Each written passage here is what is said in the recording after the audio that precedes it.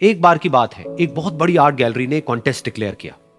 उसमें उन्होंने अनाउंस किया कि जो भी पेंटर पीस को डिपिक्ट करने वाली वर्ल्ड की सबसे अच्छी पेंटिंग बनाएगा, उसको $10 मिलियन का इनाम मिलेगा।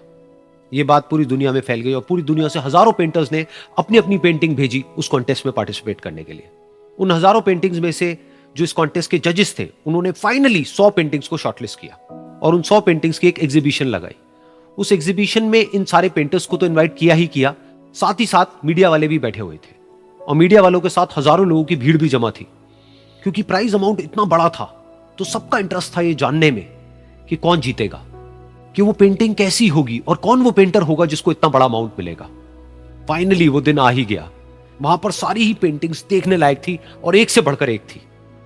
उसमें से कुछ पेंटिंग्स थी जहां पर सबसे ज्यादा भीड़ थी। जैसे एक पेंटिंग थी जहां पर एक बिल्कुल साफ पानी की नदी बह रही थी, जिसके पीछे कुछ पहाड़ थे, उसके ऊपर बर्फ जमी हुई थी और पीछे से सनराइज हो रहा था। एक और पेंटिंग थी जहां पर पेंटर ने पीस को डिपिक्ट किया था फुल मून नाइट के थ्रू, यानी कि एक बिल्कुल पीसफुल लेक थी जिसका पानी बिल्कुल स्टिल था, इतना स्टिल कि उसके अंदर आप रिफ्लेक्शन देख सकते थे आसपास में जो भी कुछ था उसका, बिल्कुल एक मिरर की तरह। और बिल्कुल डार्क आसमान में कुछ तारे चमक रहे थे और एक चांद चमक रहा था। उसके अलावा एक पेंटिंग थी जिसमें बिल्कुल सफेद बादल थे, नीला आसमान था और बिल्कुल हरी हरी घास थी। यानी कि सारी ही पेंटिंग्स ऐसी जिसको देख करके ही मन शांत हो जाए। तो कॉन्टेस्ट बहुत ही टफ था क्योंकि सारी पेंटिंग्स एक से बढ़कर एक थी। तो जजेस के लिए शॉर्टलिस्ट करना कि कौन सी पेंटिंग बेस्ट है, that was very very difficult. लेकिन वो मोमेंट आ ही गया जब जजेस ने अपना माइंड मेकअप कर लिया और एक पेंटिंग को इन सारी पेंटिंग्स में से सिलेक्ट कर लिया और उस पेंटिंग को एक बड़े से कर्टेन के पीछे रख दिया। सामने वो सारे पेंटर्स बैठे हुए थे, मीडिया वाले थे और हजारों लोगों की भीड़ थी। सबकी क्यूरियोसिटी बढ़ती चली जा रही थी क्योंकि अमाउंट बहुत बड़ा था। लेकिन जैसे ही वो पर्दा हटा और सामने से सबने उस पेंटिंग को देखा तो सब हैरान रह गए। सब एक दूसरे की शक्ल देखने लगे। किसी को कुछ समझ नहीं आ रहा था कि एक्चुअल में हो क्या रहा है, क्योंकि वो पेंटिंग जो वहां पर दिख रही थी वो दूर दूर तक शांति को डिपिक्ट नहीं कर रही थी।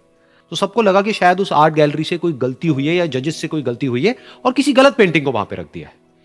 तो कुछ पेंटर्स एक साथ गए, जाकर के उस आर्ट गैलरी के ओनर से मिले और जाकर के उससे पूछा कि क्या ये कोई गलती है, गलती से कहीं कोई गलत पेंटिंग तो आपने वहां पे नहीं रख दी है। तो आर्ट गैलरी वाला थोड़ा सा मुस्कुराया और बोला, नहीं ये पेंटिंग बिल्कुल ठीक है, जजेस ने इसी पेंटिंग को सिलेक्ट किया है और यही पेंटिंग आज की विनर है। सारे पेंटर्स ये जवाब सुन करके गुस्से से भर गए और सबने मिल करके रिवोल्ट कर दिया। और ये देख करके सारे मीडिया वाले अपनी अपनी जगह से खड़े हुए और भागते हुए गए उस आर्ट गैलरी के ओनर के पास में और अपने अपने माइक्स उनके मुंह के आगे कर दिए।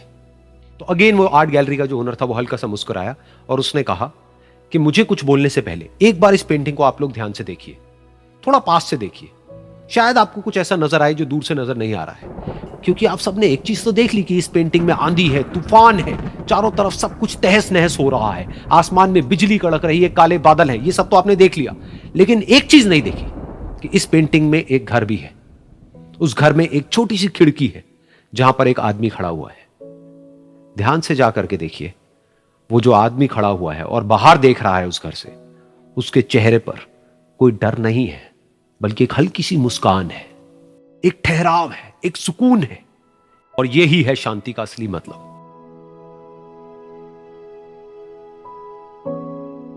यानी कि शांति का मतलब यह नहीं है कि हमारे बाहर सब कुछ शांत है और फिर हम शांत हैं, क्योंकि वो टेम्पररी है। असली शांति का मतलब यह है कि हमारे बाहर चाहे जो कुछ भी हो रहा हो, हम अंदर से पूरी तरह से शांत हैं, हमारा मन शांत है। क्योंकि जिसका मन शांत नहीं है, उसको चाहे आप कितनी भी सुंदर से सुंदर जगह पर ले जाकर के बिठा दो, वो वहां पर भी जाकर के दुखी ही रहेगा। लेकिन दूसरी तरफ से जिसका मन शांत है, उसके बाहर चाहे कुछ भी हो रहा हो, चाहे मौसम कैसा भी हो, चाहे उसके आसपास में सब कुछ तहस नहस हो रहा हो, तूफान हो, लेकिन वो अंदर से बिल्कुल शांत रहेगा। और यही है शांति का असली मतलब।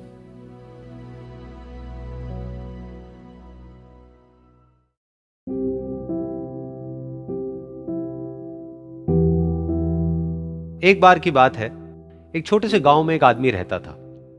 उसके घर के पास में एक पहाड़ था जहां पर वो रोज सुबह जाता, उस पहाड़ पर थोड़ी देर के लिए वो बैठता, फिर वापस आ जाता। तो रोज की तरह वो सुबह सुबह जा रहा था।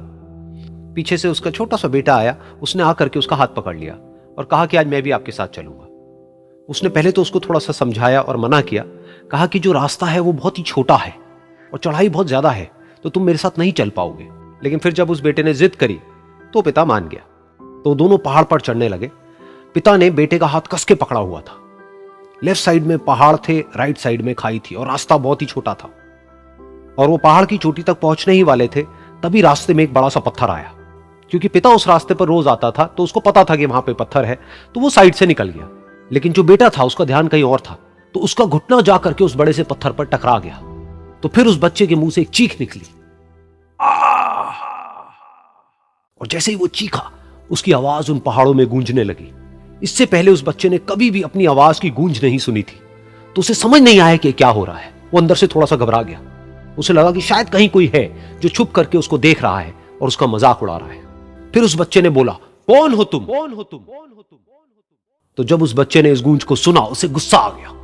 उसे लगा कि कौन है ये जो मेरा मजाक उड़ाए चले जा रहा है। फिर उसने गुस्से से कहा, मैं तुम्हें छोड़ूंगा नहीं। और फिर जैसे ही उसने इस गूंज को सुना, वो घबरा गया। उसके पिता समझ गए थे कि क्या हो रहा है। उसने अपने पिता का हाथ कस के पकड़ लिया और उनसे पूछा, कौन है ये जो मुझे इतना तंग कर रहा है? कौन है ये जो मुझे इतना डरा रहा है? तो उसके पिता थोड़ा सा मुस्कुराए और उन्होंने खाई की तरफ देखा और जोर से बोला, मैं तुमसे बहुत प्यार करता हूं। ये सुनकर वो बच्चा हैरान हो गया। उसे समझ नहीं आया कि हो क्या रहा है, कि वही इंसान जो उसका मजाक उड़ा रहा है और उसको तंग कर रहा है, वो उसके पिता को बोल रहा है कि मैं तुमसे बहुत प्यार करता हूं। तो उसके पिता ने अपने बेटे को देखा और वो समझ गए कि उसके मन में क्या चल रहा है। और फिर दोबारा उन्होंने बोला, तुम बहुत अच्छे हो।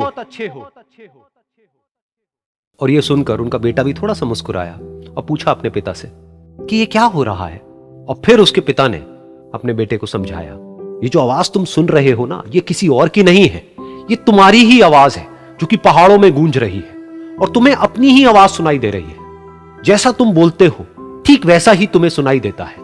अगर तुम गुस्से से कुछ कहोगे तो पलट करके जो आवाज आएगी उसमें भी गुस्सा होगा, लेकिन अगर तुम कुछ अच्छा कहोगे तो वो आवाज भी अच्छी होगी। बिल्कुल इसी तरह से हमारी जिंदगी में भी होता है। जैसा तुम अपने मन में इस जिंदगी के बारे में सोचते हो, ये जिंदगी तुम्हारे लिए बिल्कुल वैसी ही हो जाती है। अगर तुम मन ही मन अपने आप को ये बोलते रहोगे कि मेरी जिंदगी तो बहुत ही बुरी है, तो तुम्हारी जिंदगी सच में बुरी हो जाएगी। और अगर तुम अपनी जिंदगी से प्यार करोगे तो तुम्हारी जिंदगी भी तुमसे प्यार करेगी। ये बात उस बच्चे के दिमाग में घर कर गई और फिर वो दोनों उस पहाड़ की चोटी पर गए। लेकिन बच्चे के दिमाग में यही बात घूम रही थी। और फिर वो बच्चा खिलखिला के हंसा और उसने अपने दोनों हाथ खोले और अपनी पूरी ताकत से बोला, मैं तुमसे बहुत प्यार करता हूं।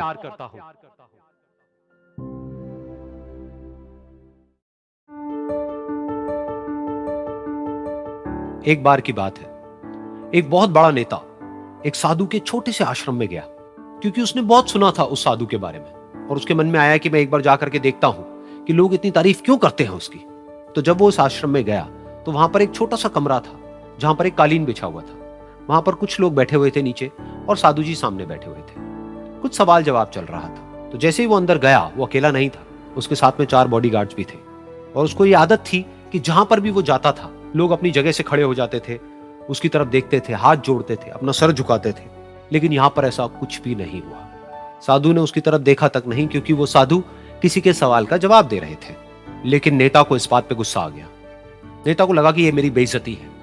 तो उस नेता ने साधु की बात को बीच में ही काटते हुए थोड़ा गुस्से से कहा, मैं आपसे कुछ कहना चाहता हूं। साधु ने उसकी तरफ देखा और बोले, आप थोड़ी देर रुकिए, पहले मैं इनके सवाल का जवाब दे लूं, उसके बाद में मैं आपसे बात करूंगा।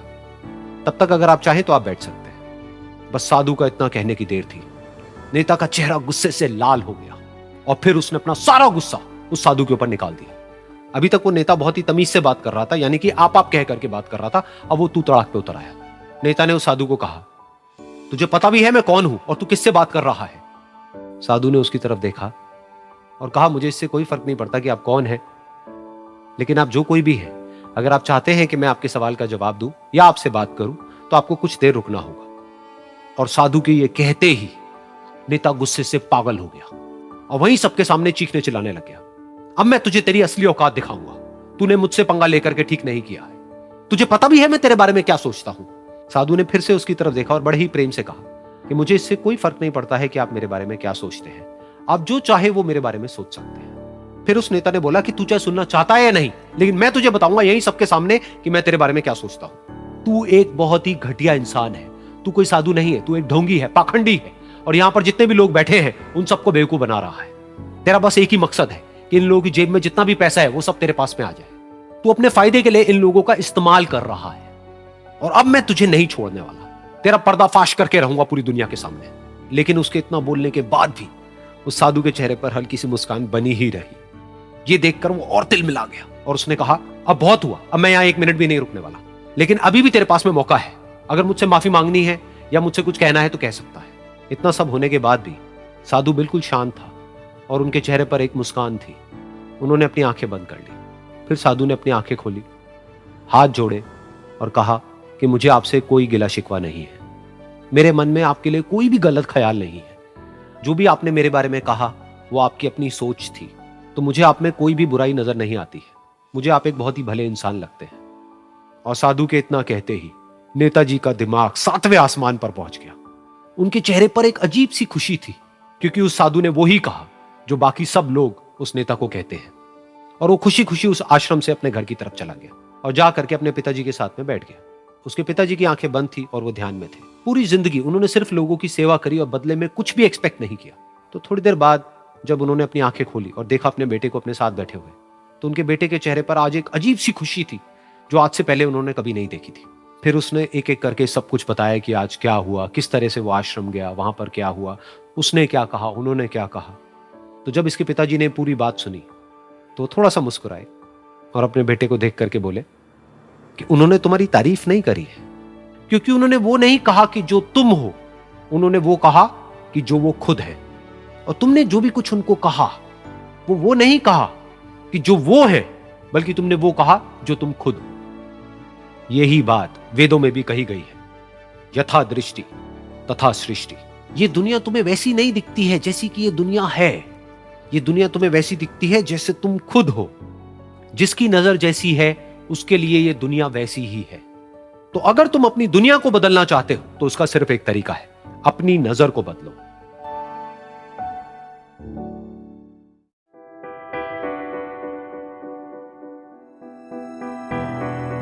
ये कहानी है एक छोटी सी बच्ची की जिसको बहुत गुस्सा आता था, बात बात पे गुस्सा आता था। और जब उसको गुस्सा आता था तो वो ये नहीं देखती थी कि उसके सामने कौन है, और जो उसके मन में आता था वो सब बोल देती थी। कई कई बार तो वो कुछ चीजें उठाती और जमीन पे फेंकती और तोड़ देती। तो उसके माँ बाप बहुत परेशान हो गए, उनको समझ नहीं आ रहा था कि वो क्या करें। उन्होंने बहुत कोशिश करी उस बच्ची को समझाने की अलग अलग तरीके से, लेकिन वो बच्ची समझ ही नहीं रही थी। फिर एक दिन उसकी माँ ने उसकी ट्यूशन टीचर से बात करी, क्योंकि ट्यूशन टीचर ही एक ऐसी थी जिसकी कि वो बात सुनती थी। तो उसकी टीचर ने उसकी माँ की सारी बातों को सुना और उनको बोला कि आप चिंता मत करो, आने वाले कुछ दिनों के अंदर अंदर ही इस बच्ची का गुस्सा पूरी तरीके से खत्म हो जाएगा। उसकी माँ को समझ नहीं आया, लेकिन फिर भी उन्होंने कहा कि कोशिश करने में क्या जाता है। फिर उस दिन रोज की तरह जब वो टीचर आई और वो क्लास शुरू होने वाली थी, तो उसकी टीचर ने उस बच्ची से कहा कि आज हम पढ़ाई नहीं करेंगे, आज हम एक गेम खेलेंगे। तो बच्ची ये सुन करके बहुत खुश हो गई।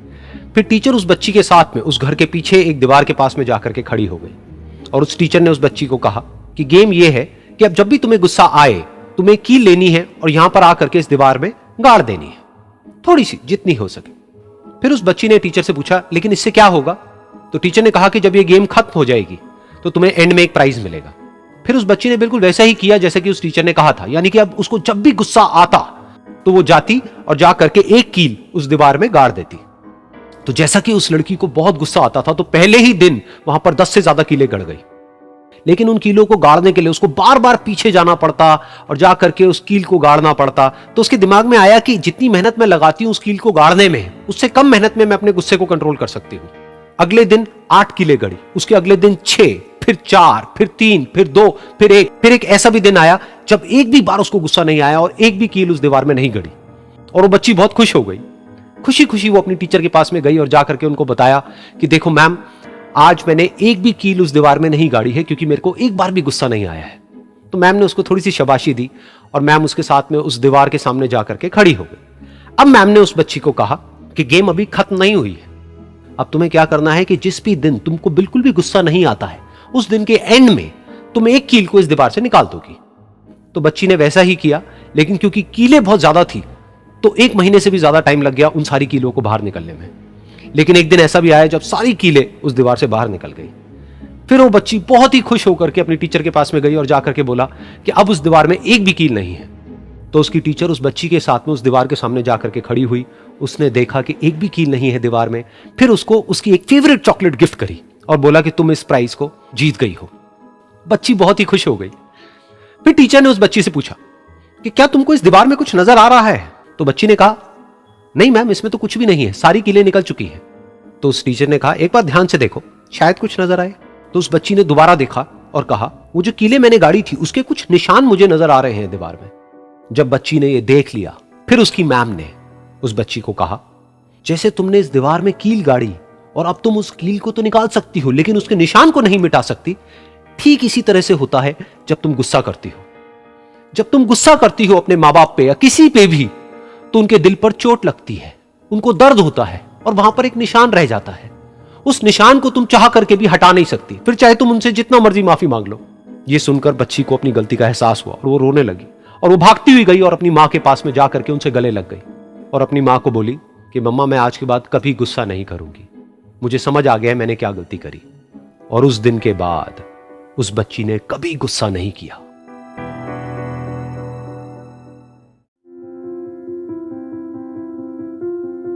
एक बार एक लड़की ने एक एंट्रेंस एग्जामिनेशन को क्रैक करने की बहुत कोशिश करी, बहुत मेहनत करी, लेकिन उसके बाद भी वो उसको क्रैक नहीं कर पाई, जिसकी वजह से वो अंदर से पूरी तरह से टूट गई, बहुत परेशान रहने लग गई, दुखी रहने लग गई। उसके पिता से अपनी बेटी की यह हालत देखी नहीं गई। फिर उन्होंने एक दिन अपनी बेटी को बुलाया और उन्होंने अपनी बेटी को कहा कि तुम मेरे साथ एक बार किचन में चलो, मुझे तुम्हें कुछ दिखाना है। किचन में पहले से ही उन्होंने गैस स्टोव के ऊपर 3 बोल रखे हुए थे। फिर उन्होंने उन तीनों बोल्स के अंदर पानी भरा, एक के अंदर कुछ आलू डाले, एक के अंदर कुछ अंडे और एक के अंदर कॉफी बीन्स, और उसको उबलने के लिए छोड़ दिया। उसके बाद में 5 मिनट हो गए, 10 मिनट हो गए, 20 मिनट हो गए और वो वहां पर खड़े रहे अपनी बेटी के साथ में और उसको देखते रहे।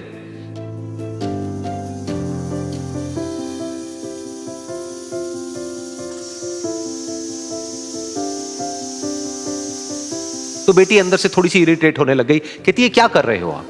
तो उसके पिता ने कहा कि सिर्फ 1 मिनट और रुको, तुमको सब समझ आ जाएगा। फिर उसके बाद में एक एक करके उन्होंने गैस स्टोव को बंद किया और जो पहला बोल था उसमें से आलू निकाले और निकाल करके एक प्लेट पे रख दिए।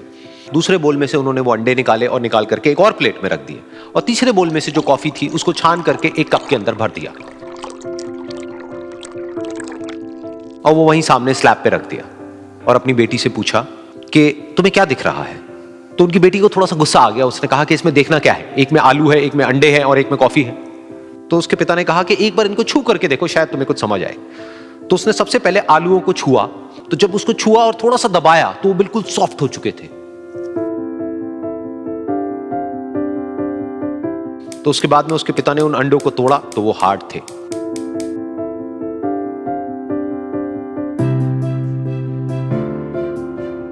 और फिर उसके पिता ने वो कॉफी वाला कप उठाया और अपनी बेटी को कहा कि एक बार इसको सूंघ करके देखो। तो जब उनकी बेटी ने उस कॉफी को सूंघा तो उसके चेहरे पर एक स्माइल आ गई। फिर उसके पिता ने अपनी बेटी को कहा कि तुमने ध्यान से देखा कि क्या हुआ यहां पर? ये तीनों ही बिल्कुल एक ही सिचुएशन में गए, लेकिन तीनों ने अलग अलग तरीके से रिस्पॉन्ड किया। तो पहला यानी कि आलू, जब हमने उसको उस पानी में डाला था उससे पहले वो बहुत ही हार्ड थे और स्ट्रांग थे, लेकिन गर्म पानी में जाने के बाद में वो अंदर से बिल्कुल सॉफ्ट हो गए, यानी कि कमजोर पड़ गए। दूसरे थे अंडे, जो गर्म पानी में जाने से पहले अंदर से बिल्कुल ही कमजोर थे, लेकिन गर्म पानी में जाने के बाद वो अंदर से स्ट्रांग हो गए। तीसरी थी कॉफी, जिसने कुछ ऐसा किया जो इन दोनों से बिल्कुल अलग था, यानी कि उसने उस गर्म पानी में जाने के बाद में खुद को नहीं बदला बल्कि उस पानी को ही बदल दिया। बिल्कुल इसी तरह से हमारी जिंदगी में भी होता है। तुम्हारे ऊपर है कि तुमको इन तीनों में से क्या बनना है। एक, आलू के जैसा, यानी कि जब तुम्हारी जिंदगी में कोई मुश्किल आए तो तुम अंदर से पूरी तरह से टूट जाओ, यानी कि कमजोर पड़ जाओ। दूसरा, अंडे के जैसा, यानी कि जैसे ही तुम्हारी जिंदगी में कुछ मुश्किलें आए, वो मुश्किलें तुमको अंदर से तोड़े नहीं बल्कि तुम अंदर से और स्ट्रांग हो जाओ। या फिर तीसरा, यानी कि कॉफी के जैसा, मतलब कि जब तुम्हारी जिंदगी में कुछ मुश्किलें आए तो तुम ना सिर्फ उन मुश्किलों का डट करके सामना करो बल्कि अपनी जिंदगी को ही बदल दो।